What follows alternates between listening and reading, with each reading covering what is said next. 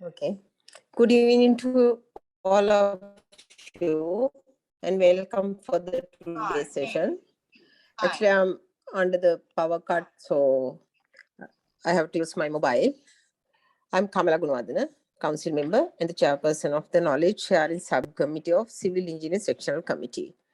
Now, we are at the 10th lecture. We are at the doorstep of 10th lecture of Medium Rise Building Designs and Constructions. Today we'll be explaining under the title Behavior of Coupled Shear Walls and Their Effectiveness in Tall Buildings. The next Tuesday program will be a different one since this program is designed for you all to step up for the next level of your design status. And Professor will let you know the details of it. I really appreciate the steps taken to share your knowledge about this specialty, dear Professor.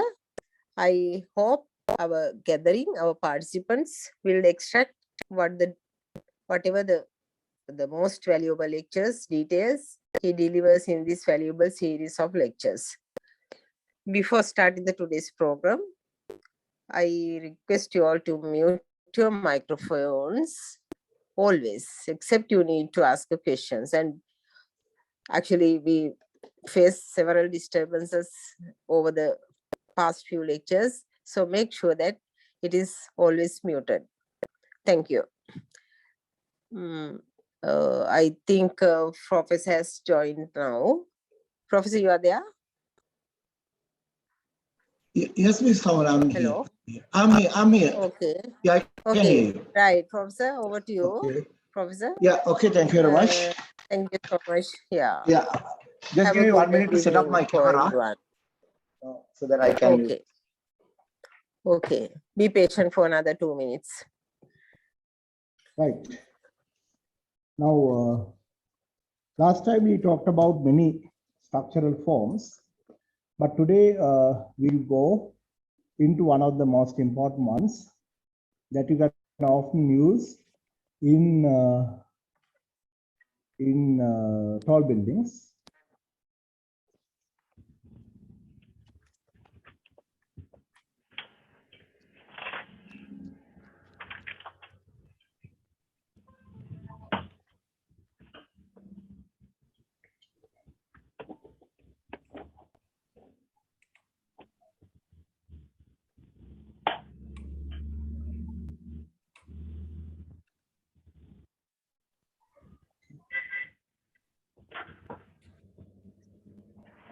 So first I will share the screen.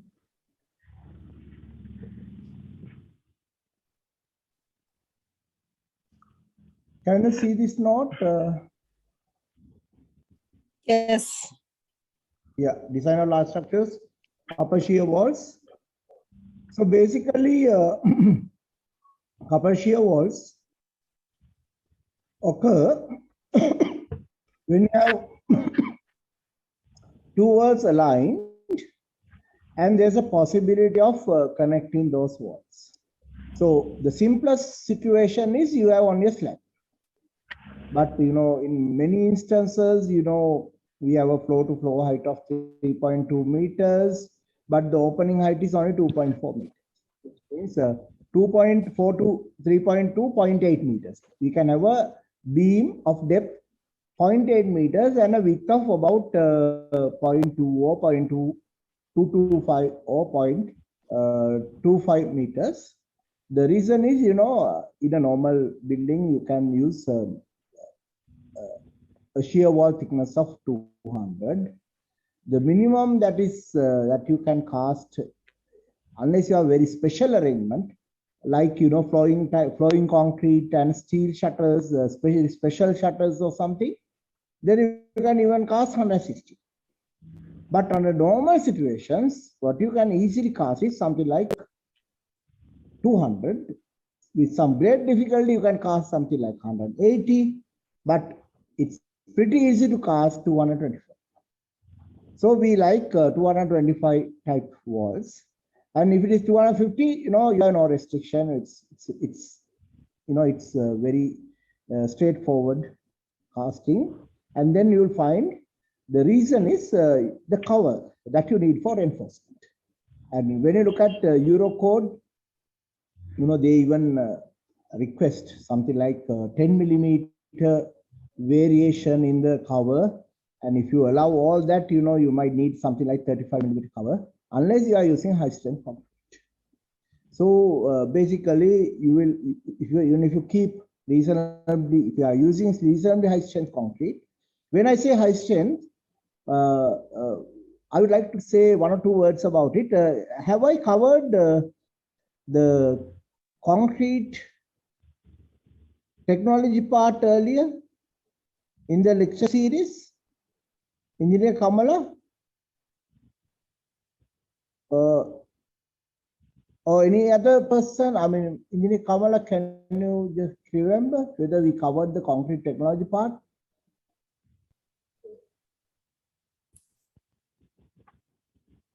Right. So basically, when you have coupled shear walls like this, what happens is, we can convert this coupling beam to a continuous medium, equivalent connecting medium. And based on that, you can work out a set of equations, the theoretical behaviors, and so on. Right. So basically, what happens is, you will get certain moment, total moment acting on the structure, and that moment will be shared by two walls, and then there will be an axial load that will be transferred from this wall to this way and this way due to the behavior of the beam. Basically, beam is bending. To bend a beam, you have to apply a load, and that load will be represented by this. Finally, that load will be transferred to the center of the shear wall. So you get a couple. But what you find is, even for a small n value, you have a huge lever arm. Because the lever arm is huge, you see that the bending moment is huge. So if the total outside bending moment is capital M, M is equal to M1 plus M2 plus N times the distance, let's say L, N times the L. So you will get a total of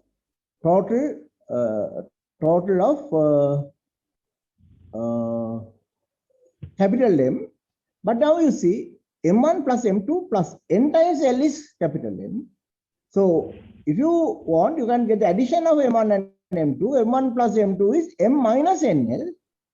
That means the total moment resisted by the two shear walls is now low.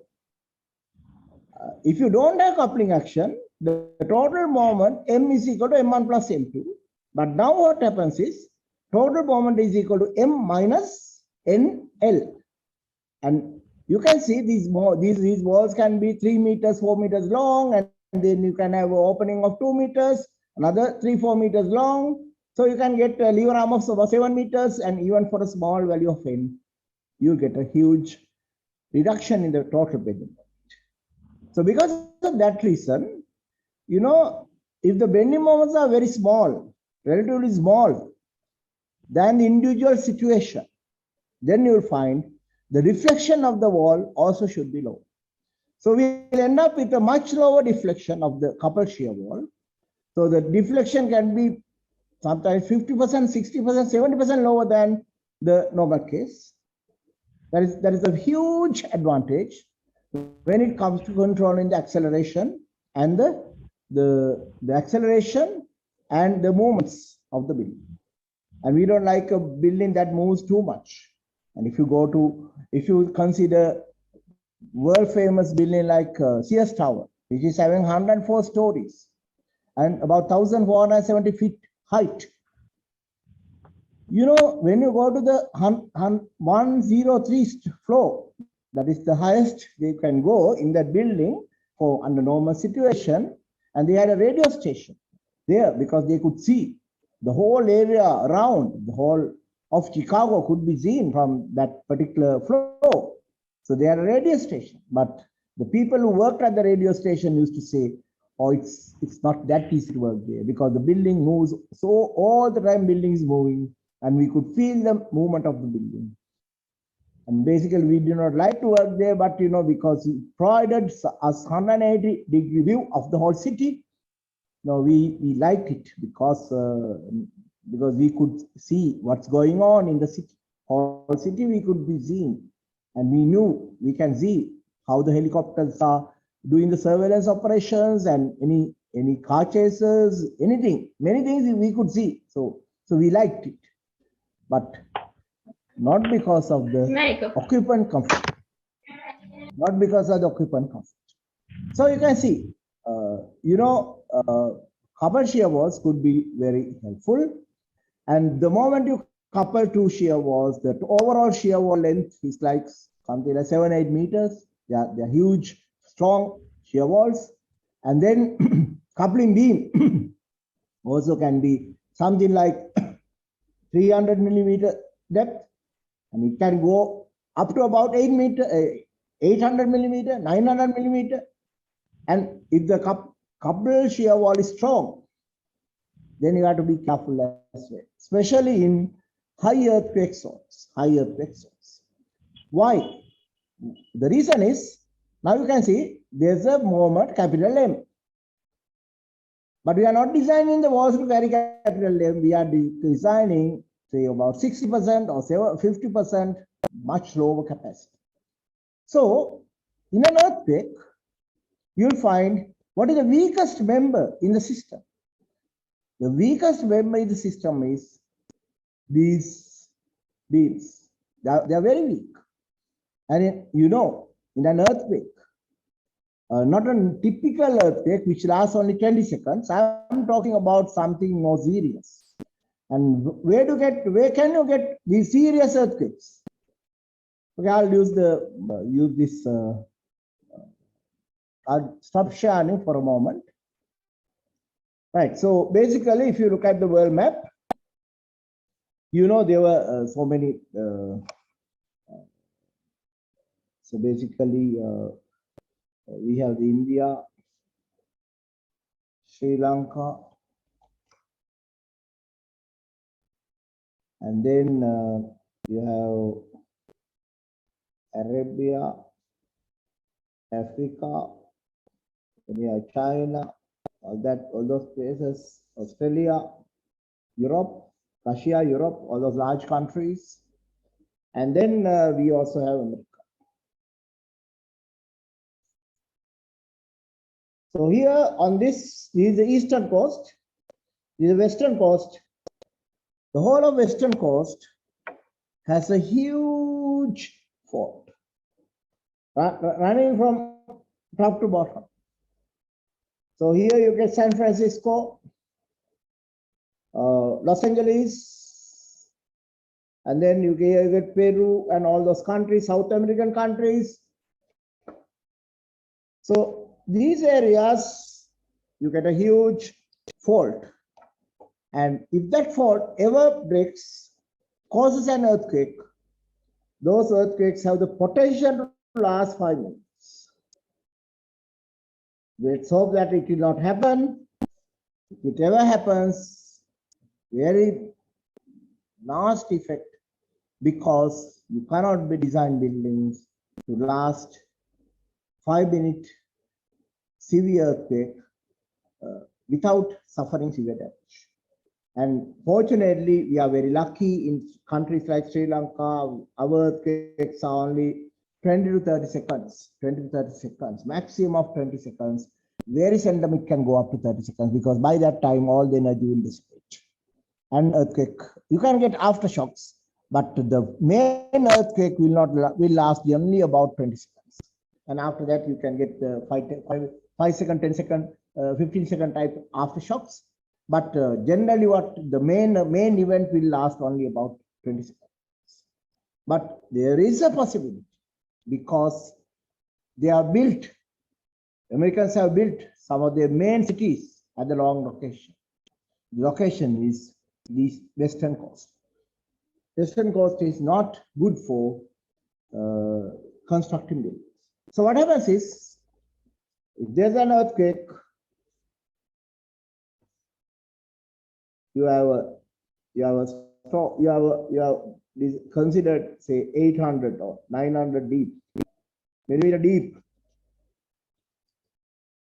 Then what happens is there will be reinforcement, you have shear links, you can't provide the links in the wall, so you have links and reinforcement, and you get cracks, and you get cracks here, because it's moving in both directions, and concrete will start crushing. Concrete will start crushing. Then if the system has gone, then you add M minus NL as M1 plus M2. Now what will happen? This NL component will vanish. M1 plus M2 has a capacity, normal capacity of 5,000, and let's say under earthquake situations, when it goes up to about ultimate situation, you might go up to about 7,000. But whereas this can be 12,000, what will happen? These are not balancing. Then you'll find this is going to crack. That is at the bottom of the shear wall. Now the shear wall is failing. If the shear wall fails, what will happen to the structure? Structure will collapse. Now to avoid this situation, we provide diagonal bars. And those diagonal bars can be even billets. You know, billets is what you get imported from Russian bloc to make steel for in our country. We import. In the history, we used to export. Now we import billets. Whereas in the history, we used to export things similar to billets to the Middle East countries. That happened over 10,000 years ago. Since then, we were exporting steel, but today it has turned the other way. And that is all because, we did not pursue our stage 2 and 3 of steel corporation that was set up in 1960s, late 60s. We don't pursue stage 2 and 3. Stage 2 is to convert all the scrap metal to steel. Stage 3 is to use iron ores and manufacture steel in Sri Lanka. That did not happen. So basically, you can use 32 millimeter diameter bars, 25. If you want, you can put it in a bundle. But to do all these things, you need a minimum of 300 millimeters. To do all these things, you need a minimum of 300 millimeters. Otherwise, there will be severe condition of reinforcement at this place. So when you're casting, you need an opening at the side. The shuttering will need an opening at the side, so that you can insert the poker vibrators and vibrate from the side. So there are a lot of, you have to have a special opening on the shuttering. So there will be many things that you have to do. So basically, you can see it's very important that we understand all these situations. And if you think you are in a high earthquake zone, it's very useful to have these diagonal bars. Otherwise, if you think you are in a very mild zone, reinforce the beam properly and provide some bars in the diagonal direction. And knowing that you are going to need some diagonal bars, think about when you are selecting the thickness. Don't just go for thickness. Select a suitable. And again, then you'll say, no, you're asking us to make it more expensive. But what you have to keep in mind is, let's say we have some shear walls, some lifts. I mean, there's no need to have all the lifts. I mean, you can design. You don't need to have all because these days steel is very expensive. Concrete is also becoming expensive. So there's no need for us to, make all the shear walls out of concrete and have some shear walls where you have the corner columns, and then you can fill it with mason, suitable strong block masonry would give you a reasonably strong shear wall. but shear core, but no need to use concrete everywhere. Select reasonable number of shear walls, but ensure that the building is not twisting, as I have explained last time. So it's the important part. So is that clear? Is that clear? Yes, Yeah? sir. Yeah, good. Right, okay. So basically, I'll go back to, I'll start sharing the screen again. All right, so basically what you have is these sections. So if you know the value of n, we can sort many things out. So what are things we have to design? We have designed the shear walls. To design the shear walls, we need n. We have to design the beam. To design the beam, again, we need the shear acting on individual beams. The shear acting on individual beams. And then we also need another function, that is, what is the effect of coupling action on the deflection of the shear wall at the top or any other level. So basically, we need some information, and so to understand how this works, theoretical solutions have been derived, and if you want to know the exact theoretical solution, refer the book by Alex and Cole. They have given all the information, but these days, we are not interested in all those theoretical solutions. Why? Because we have computers. So how do you model a coupled shear? If you are using SAP 2000, we allocate at each floor level, we allocate an element, a shell element. At each floor level, we allocate a shell element. By using shell elements, we can represent the shear wall. Then we allocate a beam. So if you look at beam, it has a shear force, a bending moment, axial force, torsional moment. So basically, it can move in any direction. It can move in, you can have moments, forces, all those things. So shear forces, axial forces, right? Shear forces in two directions, axial force, torsional moment, bending moment, and bending moments also about 2 axes. So it has 6 degrees of freedom, and whereas the shell element has only 5 degrees of freedom. To cater for this, these advanced programs have developed some additional degree of freedom, and they have sorted the matter out. So even without any extra element, you will get the accurate answer.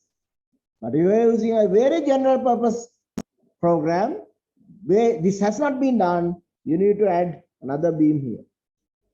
If you don't add a beam, then you'll find bending moments are not accurate.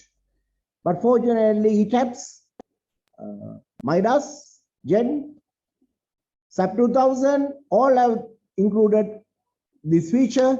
So you can connect a shear wall, which is having 5 degrees of freedom, to a beam having 6 degrees of freedom. You get accurate answers. So we connect this. Very easy. You can easily do this. Once you define the shear walls, once you define the floors, you can easily draw the shear walls using shell elements. Then you can do the connection using the beam. So that is easy. You can all do that, but at a later day, I'll show you how to do that on SAP 2000. But once you know how to handle it on SAP 2000, you can do it on ETAPS as well. But for teaching purposes, I like SAP 2000 because SAP 2000 has no black boxes. We have to do everything ourselves. So when it comes to teaching, SAP 2000 is very good. But when it comes to real practice, ETABS is better because ETABS, when you are practicing, you don't need every step. You don't have to follow every step. Certain steps can be black boxes where things happen automatically. That's perfectly okay when you are practicing. But for teaching, those things are not good because the students can't understand why we do certain things. So I like to teach with SAP, design is ETABS, or Midas Gen. Midas Gen is good, but again, Midas Gen also has certain amount of black boxes. So when I'm teaching, I like SAP 2000. When I'm designing, I like Midas Gen and ETABS. They are very good when it comes to design because they can generate design reports. Again, if you ask, do you generate design reports? I would say, I'm not that keen in generating design reports because I will ask one of my junior engineers to generate the design report. My interest is mostly on the overall behavior and whether we have got it right. That is my concern. And whereas,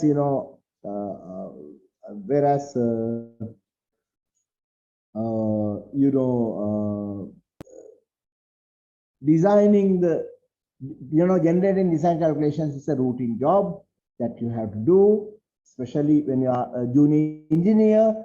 But as you become senior, you will be supervising the calculations than generating the calculations. So basically, you'll find that ETABS is a very good program, and Midas Gen is also a very good program. And if you want to know the type of programs that are used to generate or design the tallest buildings in Sri Lanka, Altair was designed by using robot in Middle East, Dubai. They use robot. But when we checked, I prepared the model on SAP 2000, and it was checked on SAP 2000. Both programs gave more or less the same answers. ETABS is little hard for that type of building because it had a diagrid, and diagrids can be easily handled by using SAP 2000. But in ETABS, you might have to struggle a little bit because it's made purely for the normal building. So still you can do it, but you have to struggle a little more. So I preferred SAP 2000 to do a checking model. And then the tallest building, Twin Towers, was designed by engineer Nuan Zenaka, and he used Midas Gen. And the advantage of using Midas Gen is, when the reviewers ask various questions, so it's very easy to generate the reports that they are asking. So Midas Gen is very powerful in generating reports for Eurocodes. So if you want to do things for Eurocodes, if you want to learn how to write calculations for Eurocodes, use Midas Gen, generate the automatic design report, see why they have generated a report like that, and then refer to the codes, refer to the books, to understand the kind of calculations they have generated, they are accurate calculations. See why the designer has designed by Midas Gen has produced that kind of calculations. Refer to various clauses in Eurocodes. Now, if you spend about 1 year doing all these different things, you can become a master of Eurocodes. And you'll ask how I learned Eurocodes. I actually learned and taught it. I taught for 2 batches. So minimum 2 batches. I have taught concrete design for Eurocodes. So now I can remember almost everything in it, and I have developed my own rules to deal with Eurocodes. So now I can actually do designs for Eurocode without looking at Eurocode. Right? So I have my own way of doing calculations, and mostly hidden because I use my own rules, produce reinforced drawings. And if you do detailed calculations and check my reinforcement, you'll find I have got exactly the same reinforcement that you get by doing all the detailed calculations. So that's art. And when you one day you have to come to that level where you know A to Z of Eurocode in your memory, and you without without looking at anything, you can do a design. And I can do the same thing for BS 8110. I can design steel structures without looking at codes. So basically, I have developed a set of rules. I don't look at codes when I design because all the information in codes have been converted to simple rules, the important rules, important considerations. They are all converted to rules and they are all in my memory. So because of that reason, I can design structures without needing any information. Everything can be done from the memory. That's a special talent, but that is the talent we need if you are an expert designer. So we were discussing many things on Altair with so the design engineers pre-drag error, and I was the check engineer. We were discussing many things, and whenever we come across a problem, we do a simple calculation. We both of us will get the same answer, and then he says, you know, because we are senior engineers, we can come up with this kind of answers. But if it is a junior engineer, he will struggle for half an hour before getting the answer that we get in 2 seconds. Because they will go turn the codes, look at the rules, get the values, then do the calculations, write the calculations. They take half an hour. We take less than 1 minute. So we have checked it, and there are a few things that we did not agree. I did not agree with him, but they were not major problems. So because of that, I did not bother to complain saying that I don't agree with you. Because one of the things that I did not agree is he said because he's having a 3 meter thick raft and the piles are there should be a slightly higher deflection at the center of the raft. And I could not figure out how it could happen, because we drilled 10 meters into the fractured rock and filled it with 60 megapascal concrete. So all the loads from the building will be directly transferred onto the bedrock. They are all directly transferred to the bedrock. Then there's no way you can have a higher deflection at the center. It will be almost the same deflection. And deflection will come due to the elastic shortening primarily because it's properly anchored at the bottom of the bottom, deep into the bedrock, very deep into the bedrock. And then you'll ask, where do you get a higher deformation at the center? You get a higher deformation at the center if you design a pile raft. That means your piles are friction piles.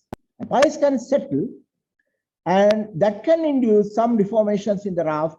And the geotechnical engineer and the structural engineer have to go through an iterative process to work out the maximum deflection at the center. It's a fairly complicated process. Again, Midas Gen is a fantastic program for that, because you'll need modeling on Midas DTX. So Midas Gen and Midas DTX are compatible programs. They are same people have written both programs. So if you want to do that kind of very advanced modeling, then Midas is a much better software than ETAPS. But if you are having pile foundations where you don't get any extra deformation, your deformations are all based on the elastic shortening, then you have no particular advantage of using Midas Gen. But it's a fantastic program if you want to generate design reports for Eurocodes. So basically what happens is, it's a very complicated process, and I also don't do it because I do it only with Dr. Nalin De Silva. Because the reason is he can handle Midas DTX and I can handle Midas Gen. But again, I'm not a very good expert on Midas Gen because I have used it. Now I have not used it for about 2 years. So I can't remember some of the commands. So I need some time before I get into it. And the real experts in Sri Lanka for Midas is actually Engineer Malit Mendis and Engineer Nuwan Senaka Vanigaratta. Those two are using Midas Gen a lot. So if you want any help on Midas Gen, you have to ask them, or you can ask Mr. Shishi. And Mr. Shishi is our Sri Lankan agent for training purposes. He's an engineer from Rookie University of India. It's one of the very good IITs in India. IITs are very good universities. IIT Madras is the best, and Rookie comes second or third. But Rookie is a very good center for earthquake research because it's in the North India, and North India is an earthquake zone. And the reason why North India is an earthquake zone is, India was not where it is today 200 million years ago. Where was it? It was in Africa. India was in Africa, Sri Lanka was in Africa. Then both India and Sri Lanka traveled a long distance. And those days, India and Sri Lanka were together during the last ice age. Sometimes it was underwater, separated. Sometimes it's all one landmass. So, and what happened was 100,000 to 12,000, those years, we had an ice age. And during the ice age, the sea level was 125 meters lower than today's. So during that time, Sri Lanka and India were all together because the sea level was 125 meters deep. And then it changed. And somewhere around 12,000 years ago, ice age ended. And something like 8,000 years ago, all the ice melted. All this excess ice melted. The world that we see today appeared only 8,000 years ago. And that during that time, people have tried to build various things between Sri Lanka and India. So if you take a satellite image, you can see something looking like a bridge.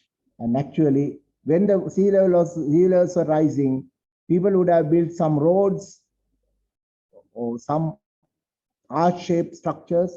So they are stable, and that's what you can see from the satellite images. So basically, the sea level has risen, and today Sri Lanka and India are two different countries. And so then you'll ask where the people lived during the last ice age. People lived in the equator belt and the Middle Eastern countries. So if you look at the history, Greece, Rome, and then we had the Egyptian and all those. And one of the things you have to keep in mind is 12,000 years ago, the average temperature of the world was 6 degrees less than today. 6 degrees less than today. So what happened was, so because it was 6 degrees less, the countries in the Middle East should have been much more comfortable than today. And those countries were much more habitable than today. So we had great civilizations in those countries. And we also had great civilizations in India and Sri Lanka. And India and Sri Lanka are the countries that exported steel to these Middle Eastern countries. And so we also had great civilization. And if you look at the carvings of Anuradhapura era, you can clearly see they are very sharp. And to create that kind of very sharp carvings, you need super strong steel. Unless you have super strong steel, you cannot create carvings like that. So you can clearly see our people have manufactured super strong steels. And even today, those the swords made from those steel can be seen in some of the European museums. And if you want to know more information, just type Damascus steel and Damascus sword. Damascus steel is the steel that they sold at Syrian, the main market in Syria, that is the Damascus market. And Damascus sword is the sword that they made using the steel that we exported from Sri Lanka. And that was the best steel ever made, because the properties of that steel cannot be matched even today even with the high technology. Still, nobody can match the properties of the steel that we made in Sri Lanka. Then you'll ask, what is the secret? The secret is they use the carbon from Deodara tree, and they use to melt. They use that is the different thing. It has no bearing, but to melt, they use the firewood from Ranora tree, and to adjust the carbon content, they use the carbon from Deodara tree. And Deodara tree is a very special one. If you just put a piece of Deodara through the trunk of another tree, that tree will dry within very fast. That tree will die. So basically, we had great technology. And if you want to verify whether we had great technology or not, just go to Anuradhapura, look at some, visit almost all the ruins. Don't just visit one or two ruins, just visit and walk few hours through the ruins, then you can see. If you look at the sharpness of the carvings, you can clearly see these people should have had some kind of special technology that we cannot think of today.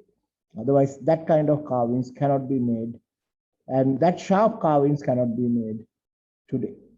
So that's a little bit of extra information. So basically, India was so basically, although we are here, earlier we were here.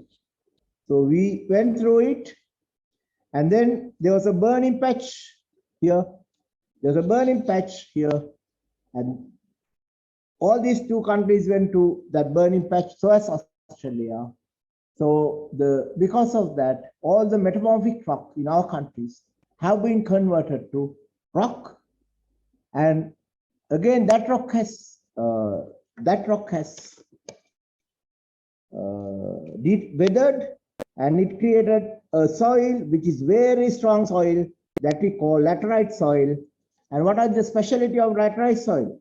You get a lot of gravel, you get sand, then you get silt, then you get clay. So there are 4 ingredients. And if you take a European soil and clay and silt, clay is very high. Our clay is very low, silt is high. What is the implication of this? What is the implication of this?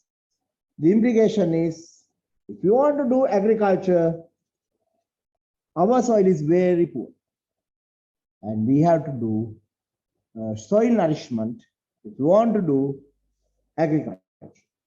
And because we have a lot of silt, and soil containing a lot of silt is not good for agriculture. So how do you convert it to the irrigation farming? So if you want to grow any tree, dig a big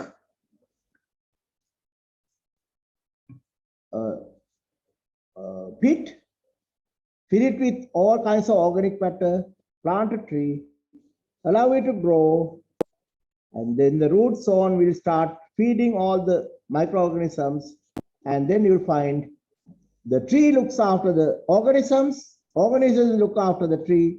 You don't need any chemical fertilizer, you can do agriculture. So the trick is you have to add layer by layer of organic matter, green color organic matter, soil layer, green color organic matter, soil layer. You build up the soil, do the agriculture, you can get a huge crop in this country. But if you don't add these organic substances, then you get very poor quality soil, your crop will be very low. That's why when we are using chemicals, agriculture department always said, make a compost dump, add it to the soil, so that soil will remain loose, so that root zones can grow well and the chemicals can be absorbed. But that is the wrong way of doing agriculture when you are doing organic farming. And that's a place where things got wrong in our country. Last failure, crop failures are only because the agriculture department gave wrong advice. So similarly, what you have to see is, you have to understand the situations in your country. So because we have laterite soil, we have a great opportunity.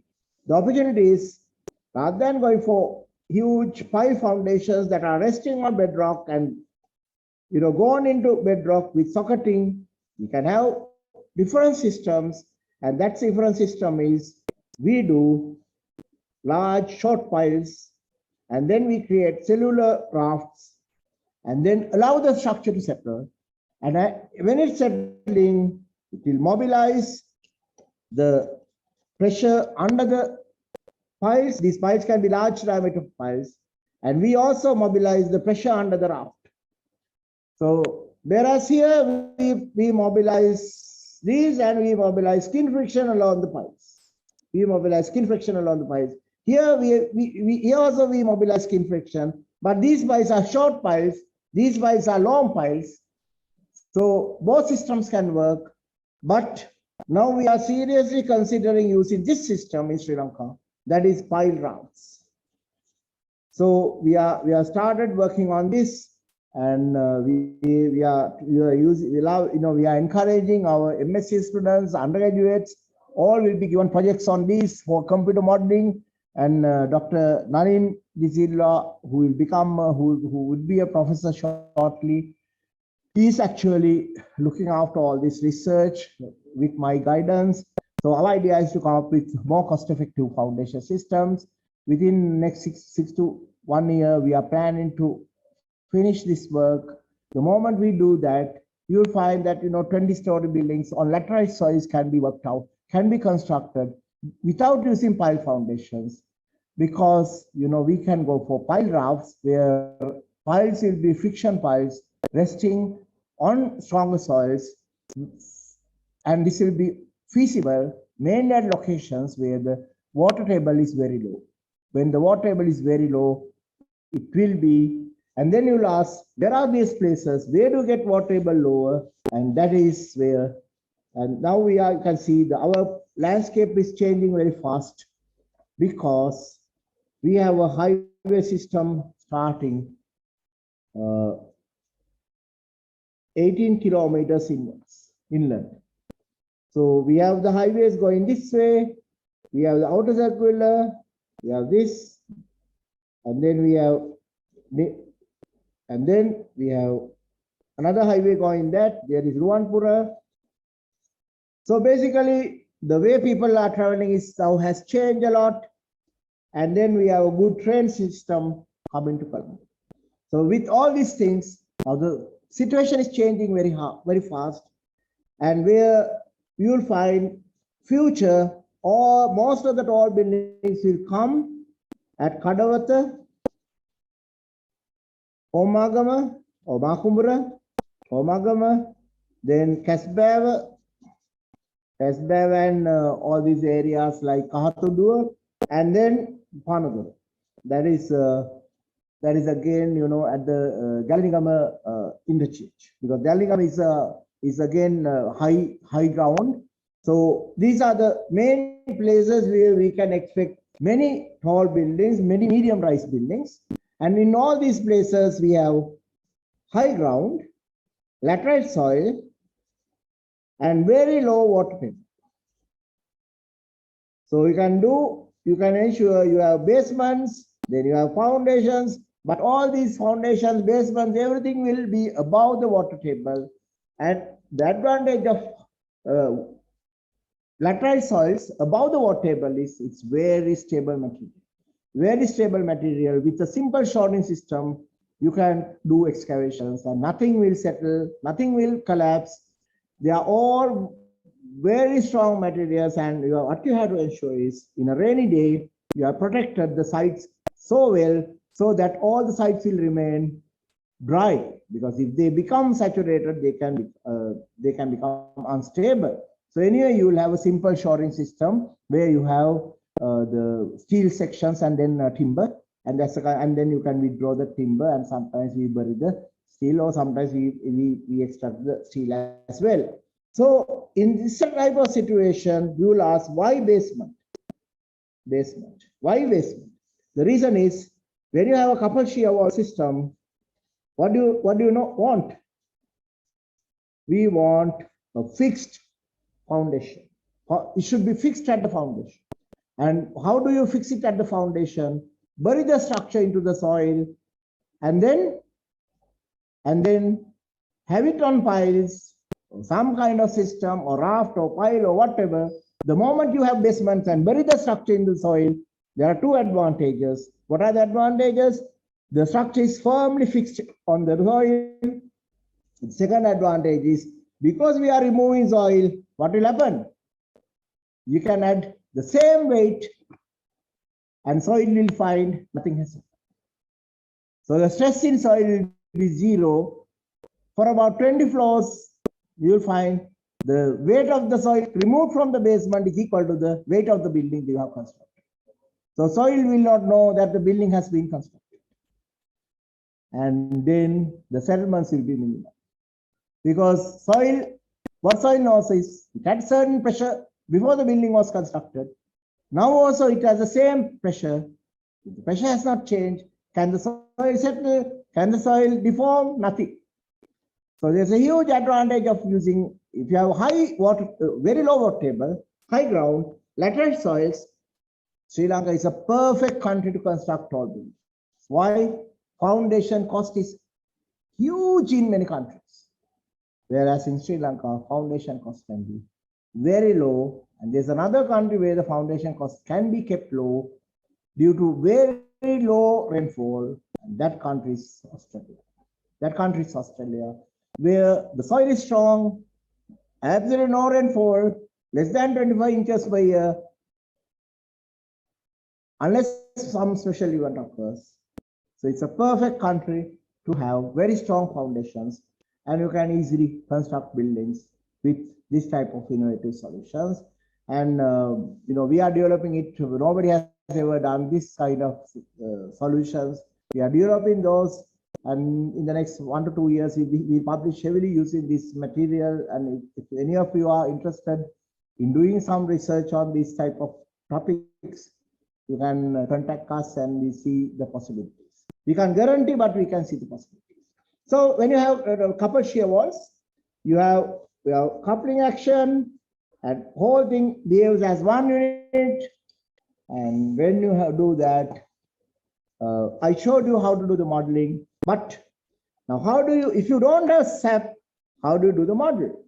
And how do you do the model is, we create a B column, we create another column. Then what we do is we create a strong link, strong arm of this leg. Then we create the real beam, coupling beam.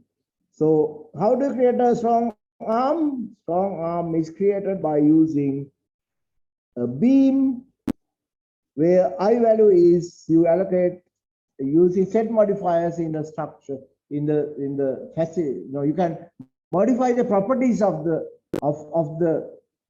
members by using set modifier. And what you do is you use set modifier and convert it to a strong arm. Strong arms can be used very effectively. And you have to learn how to use strong arms even when you are using SAP 2000, because if you have a transfer plate in the structure, you have a wall here, whereas the center of the structure is here, the wall is acting here, it can give a torsional moment. How do you model it? So in the model, you model the center of the beam and the wall is here. So to ensure that these are connected, use a strong rigid arm. Use a rigid arm, and support the wall here. So what will happen? The load is acting here, it's a rigid arm. This angle remains 90 degrees. So you can get the torsional moment acting on the beam. just go through the note, sorry, the presentation that Engineer Kamala shared with you. And there's, you can see some structure has been modeled, a transplate has been modeled. And when the transplate was modeled, rigid arms had been used. So just go through that presentation. And if you have rigid beams, trans beams, this can very easily happen when the walls are on the wall, but not at the center. Because walls will be selected by the architect, because architect will have their own requirements of partitioning. So we can't have the walls always on the center of the beam. Sometimes they can be little away. And because this is a transom beam, we make sure the depth X and the width Y, they are more or less the same. Then you'll get the highest torsional moment resistance. And sometimes we deliberately make them wider to ensure some of these walls that are at odd locations can be brought onto the wall rather than putting various additional members, because every additional member means some additional work at the site. So you have to always ensure that your models are accurate. So that's why I taught this rigid arm concept, because otherwise, in SAP 2000 you don't need it, but here you need it because you are dealing with rigid arm concept. So you can see now when you are constructing Colombo, very weak soil conditions, because Colombo is one of the useless places to construct tall buildings. It is not the ideal place, but still, if you go to Colombo today, if you haven't gone to Colombo last 3 years, what would happen? You will not be able to find many roads that were known to you, because they have all changed. The flyovers are coming up in the next 6 months to 8 months. We'll find all these flyovers have been completed. And then you'll find railway crossings are no longer there. You will always go on the flyovers. And because at Naumouth, an area, there are many crossings, and all those crossings will vanish because there will be flyovers. And the Colombo will be a completely different place. Within next 1 year, you'll find it is a completely different place, because now Maga Engineering is given the contract to finish most of these flyovers with some other contractors, and they are working very fast. If you go to Slave Island area, you can see there are road closures, all kinds of changes. You cannot recognize any road that is known to you, and everything is going to change. But Colombo is not the best place in Sri Lanka for construction of medium to tall buildings, and the Homagama area is very good, because that area you have a lot of get very reasonably high elevation lands. Then Kadawat area, again you have high elevation lands, but between Homagama and Kadawat, the areas, there can be some pockets which are good. But the problem is there are few interchanges like Kadwella, Kotalawala, Aturgiri. All three, Kotalawala is okay, but Kotalawala is a half one, not a complete one. But even Kotalawala access can be inundated close to the Malbe town. So because of that, because of the flooding that is caused by Kalani River, Aturgiriya, Kotalawala, and Kadwala interchanges are not the best places to have this kind of development, whereas Kadawata and Homagama and Galnigama are the best locations. Kahatadu and Galnigama, they are the best locations for the future development and expansion of Colombo city, because the moment we construct a very large car park, multi-story car park, in multi-story private car parks where you have to pay and park, but concessional rates, then you can promote people to come to Makumbura interchange, the main transportation hub, and then take a train and go to Colombo and that's a kind of a situation that will happen. And in addition to that, when you're living in any of these locations, you can get into the highway and travel to Katargama in 2.5 hours, Anuradhapura in 3 hours, Kandy in 2 hours, Jaffna in 6 hours, and Trinco in 5 hours. And how about Betty? You go via Mattala, 4.5 hours to Betty. So the moment you have all these highway links, even today it's possible. Most of these links are over except phase 1 of Central Highway. And once the phase 1 of Central Highway is done and the Galagedra link is done, then Kandy will be even less than 2 hours. 1.5 hours is our target. And then because from Galagedra there are links to Peradeniya, and if you go straight you can go to Katugastara, otherwise you can go to Peradeniya by taking, there are so many roads to Peradeniya. From there you can easily go to Peradeniya, and once you go to Peradeniya in 2 hours, then in 3.5 hours you will be in Nuvareli. So you can go to Nuvareli in 3.5 hours, and you can shorten it to 3 hours once all these links are completed. In 2 years time you will go to Nuvareli in 3 hours. So these are the all scenarios, and with those scenarios what can we expect? We can expect a huge development of tourism in Sri Lanka, because if we protect our environment, we become concerned, we don't pollute it, we look after our environment, Sri Lanka can easily hit 10 million tourists per year. And the moment we do that, you will find absolutely no chance for any kind of dollar shortage thereafter. So these are kind of development you can expect shortly. And you can see we have wonderful beaches on eastern coast, best in the world, some of the best in the world.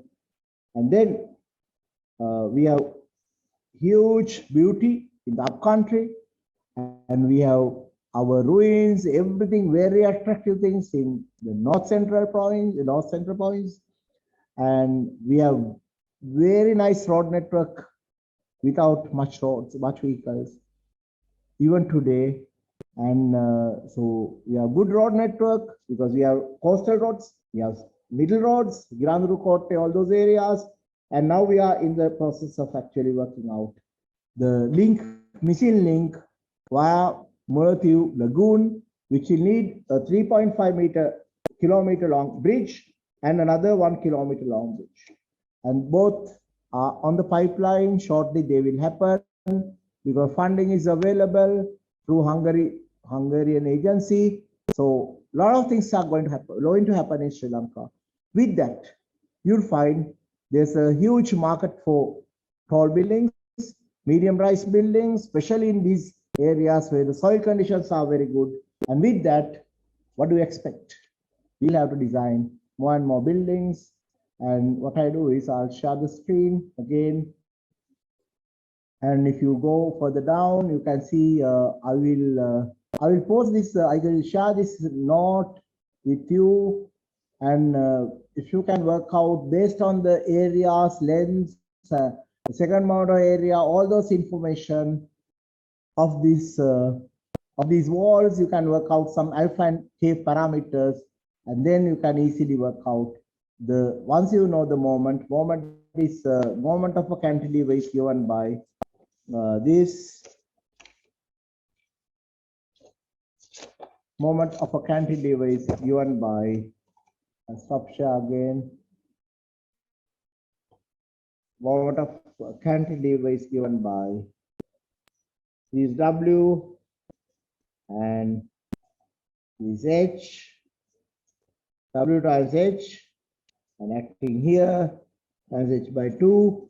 Or you can use, depending if it is not uniform, you can break it into pieces like this, bigger one, smaller one, smaller one, smaller one.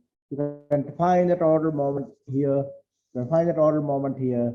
Then you know the moment, external moment, and that external moment is this one.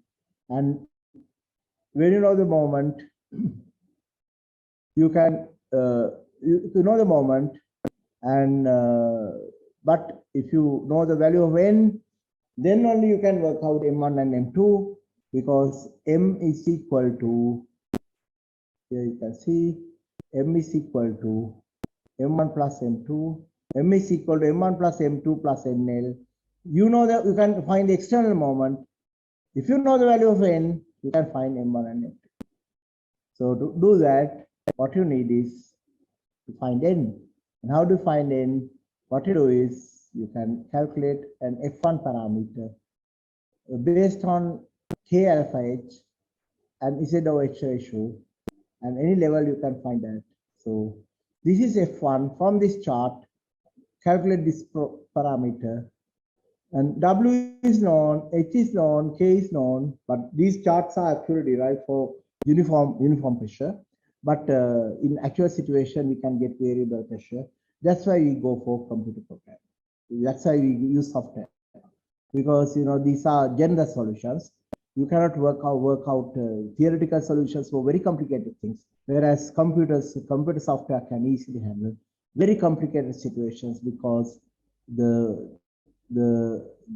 we use finite element analysis. So basically, you get this n, and then if you want to find q, you go and see this one.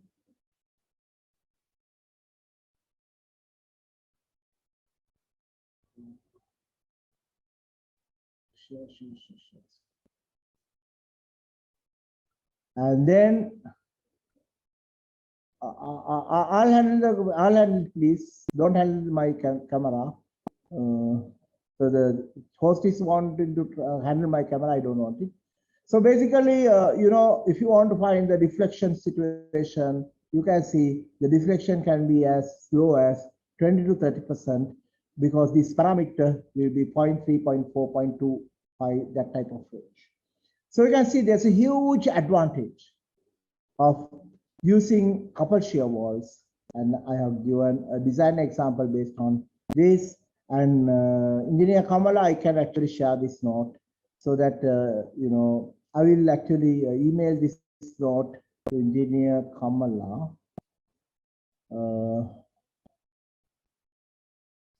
I will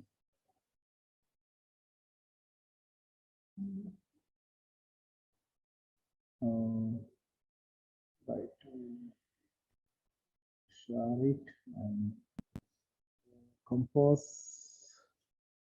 subject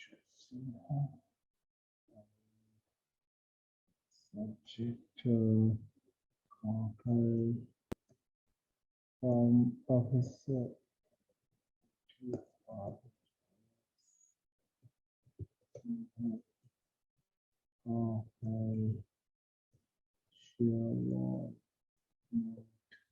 and then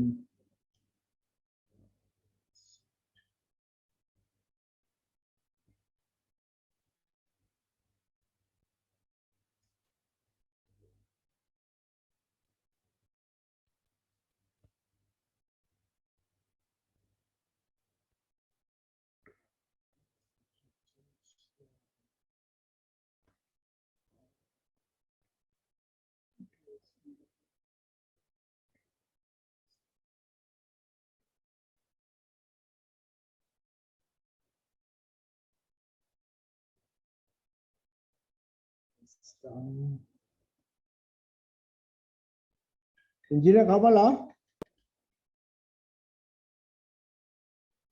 Manjula. Excuse me, sir. Kamala madam told me that due to the power cut, she couldn't be able to continue the lecture. Right. No problem, because I'm just sending. Who is this, Karthik? Yeah, yes, sir. Karthikeyan. Yeah, Karthik, what's your email, Karthik? I'm checking. Yeah, can you arrange? Can you please ensure that it is shared now? Okay, sir. I'll put it. Okay, sir. Manjula, I'm sending, and no.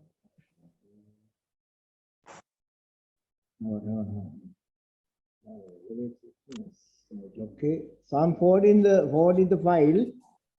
Okay, sir. and Manjula and Engineer Kamala.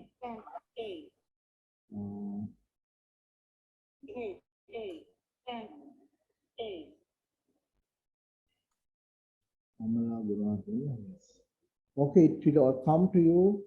Karthik, see, can you see? Can you arrange make arrangement so that you are sharing the note, please? Okay, sir. I'll arrange it. Yeah. So any questions, chats, anything you have? Oh, I have 11 chats. Let's see. There is one Share the question. presentation. What are those? Dear Professor, yeah, okay. Provide diagonal bars about the core wall openings. What is that core wall? Yeah. Core wall openings, yes.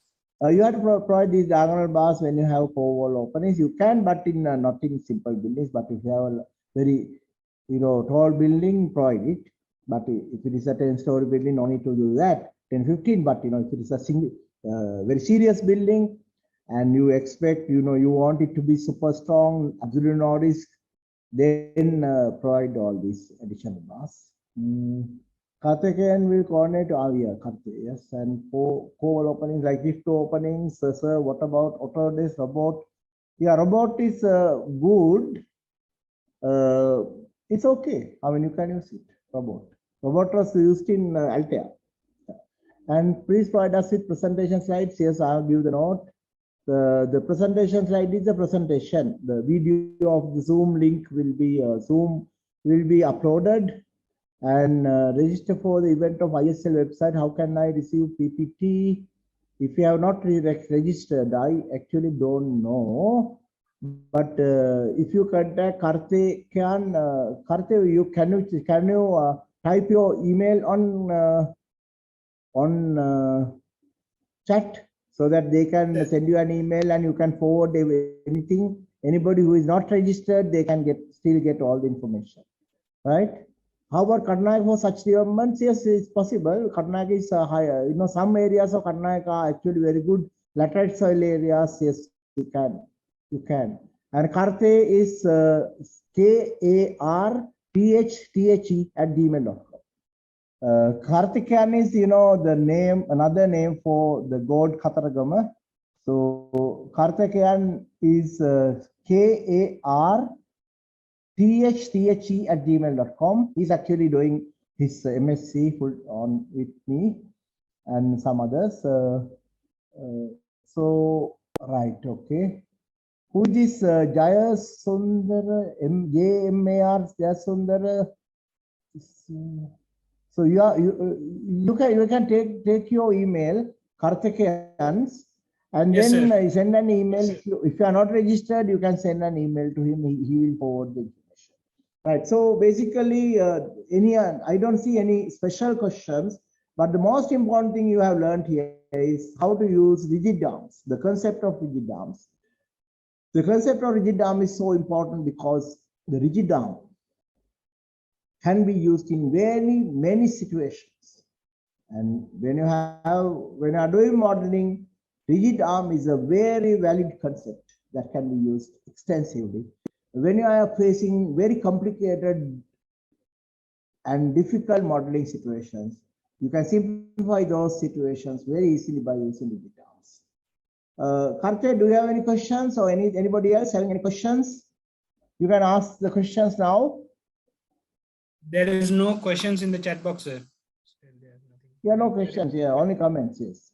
But what you can ask, I mean, if you have any questions, you can ask, because we have a few minutes more. Then I will tell a few things because Engineer Kamala wanted me.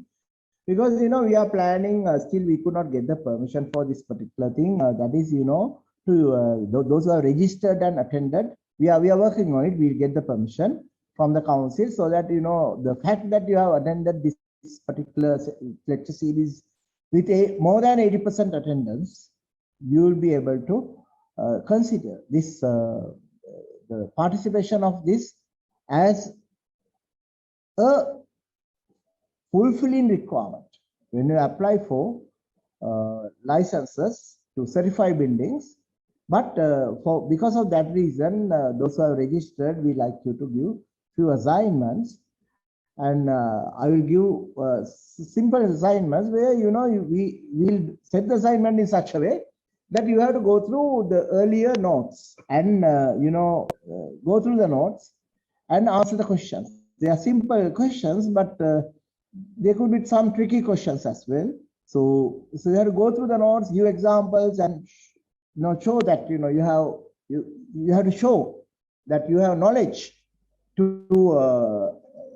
knowledge, because you have grasped most of the information that we have taught. So we are doing that to help you. So if you complete all these things, we'll ensure that from the Civil Engineering Sectional Committee, we'll give you a certificate at the end of the series, saying that you have attended this with more than 80% attendance. And that's why we like you coming through the registration process. That's number one. Number two, these days, many people are facing a huge power crisis. And Karte, I will send you some WhatsApp message. Can you see whether you can share with with some of the participants? You can. I mean, I don't know how to do that, but sometimes you might be able to load it to some site so that these WhatsApp messages can be seen by many others. The reason is, we have developed some very useful solution for this power crisis by taking out most of the houses and buildings off the grid during the daytime. So I will send some Karte. Yes, I'll send it to you, Karte. Karte, can you arrange it? Yes, sir. Yeah. So I'll send it to you, and it gives very useful information and some contact details as well. And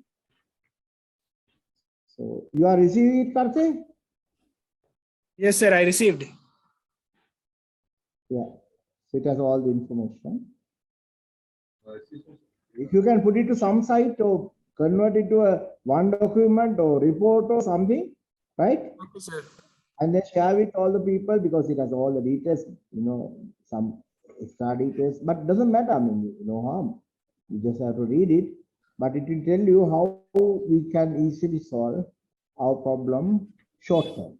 I'm not talking about very long term solutions, because first thing is to overcome, if you have a problem, overcome the problem short term. Once you overcome the problem, now you have time to look at it logically and in a more planned manner, so that you can come up with long-term solutions, good long-term solutions, which will not increase our carbon footprint, but still give us enough electricity. So it can be renewable or it can be anything, but somebody has to do a detailed study. But the most important thing is if we can avoid power cuts in the next 2 to 3 years, then we are through. And for that, I have developed a solution. That's why I was very busy this morning, and the whole day I was working on it. And now I have developed all the information so that you can easily go through it.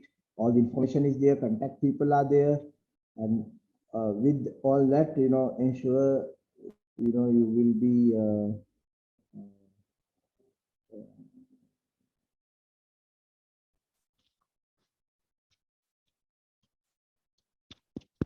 basically it will all help you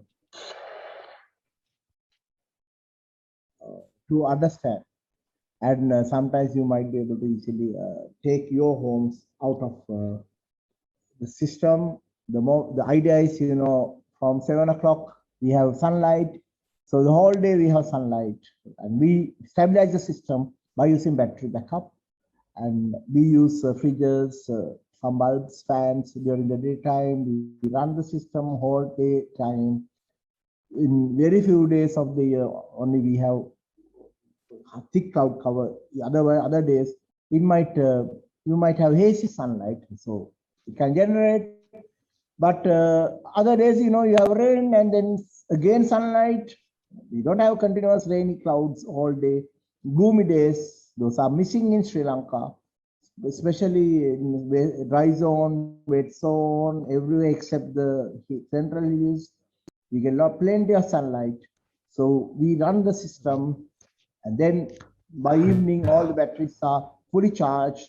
So we run the evening peak on batteries, and we find that the batteries become weak around 8:39, depending on the usage. And if the usage is high, we'll increase one or two batteries, improve the storage so that we can go until 9 o'clock. And after 9, our evening peak starts vanishing because people start sleeping and the usage becomes lower because the cooking, everything will be over by 8:30. Most of those activities like boiling water, all those things would be over, they come to a low frequency.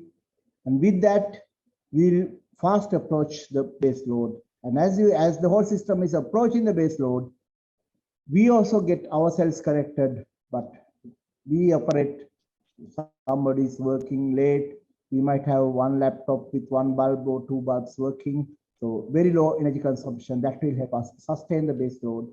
And then the whole day we have been away from the system. So CB will find it's very easy to manage the system because no customers. And CB has to generate only little electricity. And CB, the situation in CB is more it generates, more it loses. So if CB can reduce what it generates, it can be easily made a profitable organization without increasing the tariff. So I have given some plan, and we all know Sri Lanka is an ideal country for rooftop grid connection, but CB was a little reluctant to get us all on the small rooftop people onto the system, because they found that sometimes it's a little difficult to manage manually. Unless you fully automate using artificial intelligence software where it gathers huge amount of data and make very quick changes, decisions, then it might work. But otherwise, CB finds that, it's not that easy to manage the situation where everybody is generating and feeding the national grid rather than using the national grid.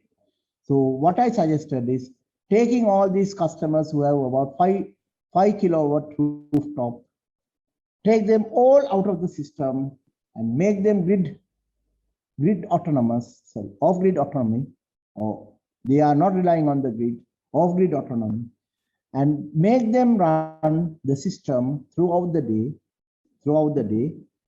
and they connect only to support the base load. They connect only to support the base load. Any rainy day, you don't have to go off grid. You can remain in the grid, because rainy days means we have plenty of water in the upcountry reservoirs, and we can use the reservoirs to the maximum level to generate 65% of our need can be generated using hydro, because it's raining and all this water can be used to generate hydropower. So the moment we generate hydropower, we can feed, no harm in having a lot of people, but at the same time, in the long run, we'll have to go for LNG, liquid natural gas, LNG, because LNG does not add to the carbon footprint very much. So basically, we'll have to do many things future, but short term, the solution that I have worked will work will be a very effective solution. And I have given the example because we got it installed recently in one of the houses of a relative. And today I went there and got it videoed. We got a video, and then I uploaded this video to your WhatsApp, so that many of you have seen the video. And so I talked during the video so that you can hear what we are talking, so that it's all recorded. And then accordingly, then I wrote the information. So, and also if you want to get information on how to do it, I gave those information as well. So we can go off grid. The moment we all become grid independent during the daytime, grid can serve the poor people who are unable to have rooftop solar, and also paying very little fee, little charge, monthly charge. So nobody wants them becoming solar people, they can be on the grid because our grid can support that type of very small users. But what the grid cannot support is huge consumers. And the moment grid CEB tries to satisfy these huge consumers, because as huge consumers, we are not paying enough, and we are having a lot of diesel capacity, which is very expensive, most refined form for electricity generation. Then what happens is we need something like 60-70 rupees to generate one unit of electricity, and which is about 30 to 35 US cents per unit, which is a very expensive value. So basically, many people can go for this grid autonomy and take them off from the system. The moment you do that, what happens is the demand will go down, losses will be minimum, CEB will become a profitable organization, and there can be some tariff adjustments to encourage people to go for off-grid. And with that, a lot of people will go off-grid and they will have a capital investment, but the electricity bill will be only about most probably less than 1,000, unless you are using air conditioning on the system. But daytime air conditioning, if you need, it's wrong to use air conditioning during daytime in Sri Lanka, because your houses should be planned in such a way, and there are so many water heat reflective films and a lot of things are available in Sri Lanka to reflect the heat back, and one of those heat reflective films are made by Dr.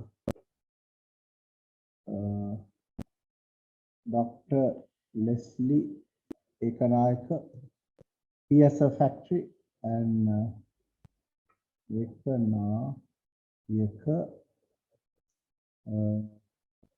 Note 714212355. I see this is number Note 714212355246810. Yes. Note 714212355, and so basically you can contact him, and there are heat reflective films. So this basically you don't have to use the air conditioners because they are not very good for health. So if you can avoid it, always live in a free running building, you will be healthier. But at the same time, if you want to use the air conditioner, because you have solar, rooftop solar, you will be able to use it. And the changeover is also can be fully automated. So you don't have to think who is giving electricity, somebody will give electricity, but mostly by the solar, rooftop solar. So basically you will be having a very nice situation. And all these batteries will be hybrid type. They are more expensive, but they are very hardy. And basically, once you stabilize the system by using hybrid batteries, you don't have to worry about anything. So with that note, I will end the lecture, and Karte will share whatever the information. So use Karte as the the contact person. And Karte, you have given the email and then your telephone number. Do you like to give, Karte? Yes, sir. Can you type it, please? Yes, sir. So, Karte, can you form a WhatsApp group? Okay, sir. For this sharing information, then it will be easier, right? Okay, sir. You have typed everything in one go. What is this membership? You are a member. No, sir. No, somebody else. Yeah. Karte can't be a member because after graduation he has gone to India for 3 years to learn Hinduism. Is that right, Karte? 3 years? Yes, sir. 3 years. 3 years in India. There are some questions, sir. What?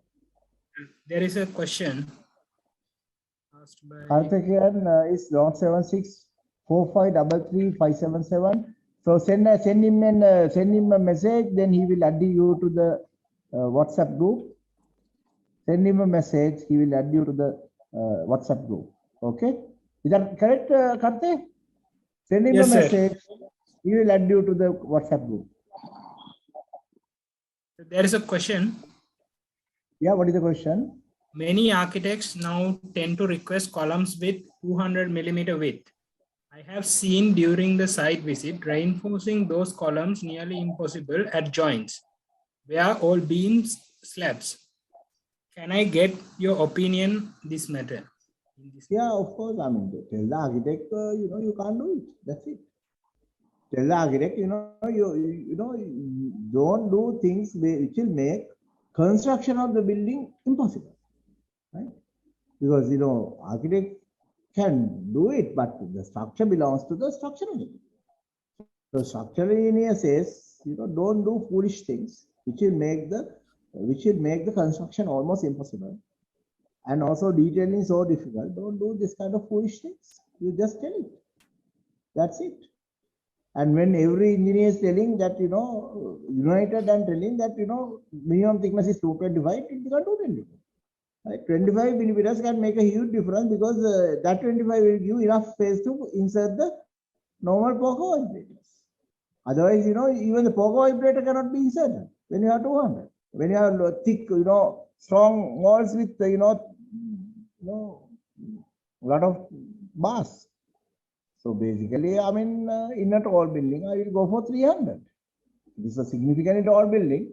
I will not go for 200. I will say, whether if you don't. The other question is it wrong to design shear walls floor by floor? Sorry? It is? Karde, what is the question? Is it in that box? Where's the chat? Chat is empty. What is the question, Karthi? I think he lost the power. He faced with the power Yeah, cut. yeah. His phone went dead. Anyway, do you know the question? Sorry, sir. What is the question? So is it wrong to design the shear wall as a column floor by floor? What do you mean by that? Yeah, floor by floor. Yes, you can do it. No problem. You can do it. Column as a column, floor by floor. Yes, no problem. And there was one more question. When concreting column and beam with different grade concrete, what is the grade that we have to use at column junction? Basically, you can have, because you have heavy confinement of reinforcement, confinement due to reinforcement at the beam and the column, the grade the difference in the grade can be 10. If the difference in the grade is 10, no problem. So we're using 40 megapascal for columns, 30 megapascal for beams and slabs, no problem, nothing will happen. But what I do is to ensure that one day all will become equal. When I'm using grade 30 concrete, 30 megapascal concrete, I will use minimum of 50% fly ash. The moment you do that, in 30 megapascal concrete, initially you get the strength, you continue the construction. And as the building is completed, the beam concrete will also gradually reach 40 megapascal. So your requirement is 30 megapascal in 28 days that you achieve with the minimum cement. Because there's fly ash, the situation will not stop there. It will continue. And one day, though when you are designing, you have used different values, the floor concrete, the beam concrete, all will be 40 megapascal. Though you work casting it to be different at the 28 days. The 28 days strength can vary, but the final strength can become over 40 if you have used 40 and beams and subs also reach 41 day. You cannot have any kind of. Did I answer the question? I don't know, sir. Yeah. Then, Karthik, I also want the copy of this, whatever the link. Can you, you have the recording? Who is having the recording? You are recording, Karthik? No, sir. It's recorded by the host. Yes, sir. Yeah, IESL host.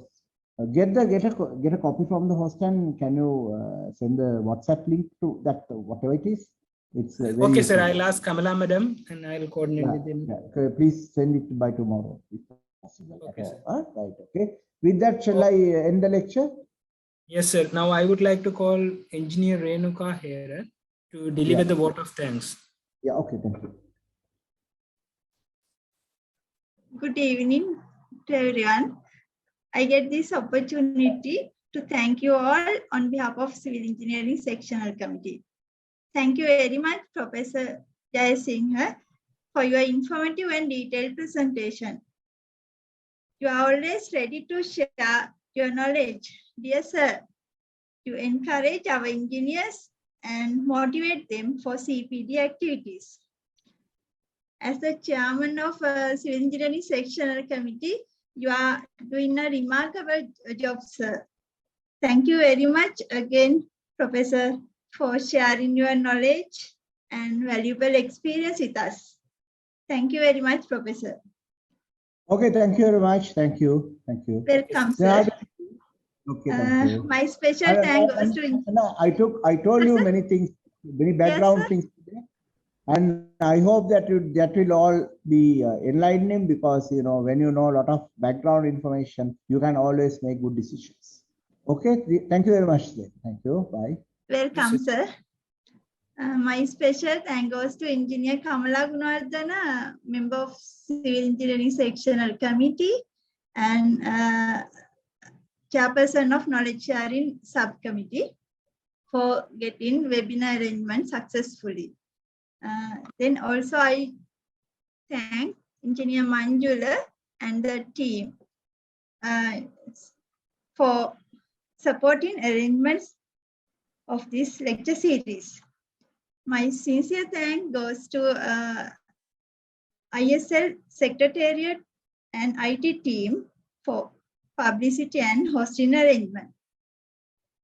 Last but not least, I thank you all for active participation. And without you, we can't make this event success. We expect your active participation in upcoming events too. Have a wonderful evening to you all. Thank you. Thank you very much. Good night. Thank you very much.